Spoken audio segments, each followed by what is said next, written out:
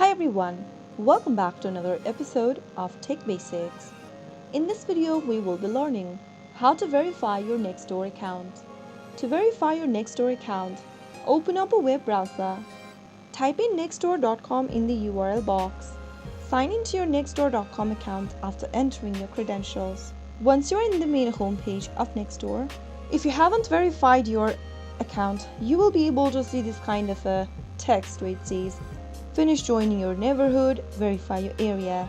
Simply click on the verify your area link at the top and then you will be able to begin the verification. Click on either use my current location or text me a code. You can verify your account with a verification code sent to your mobile device, or click on use my current location. Allow your browser to access your location by clicking on use current location button. After clicking on the button, you will be able to verify your area. Once the verification process is completed, you will then be able to verify your Nextdoor account. So that is how you easily verify your Nextdoor account in just a couple of steps. I hope the tutorial was helpful to you. If it was, go ahead and give us a thumbs up. Don't forget to subscribe to the channel by hitting the subscribe button.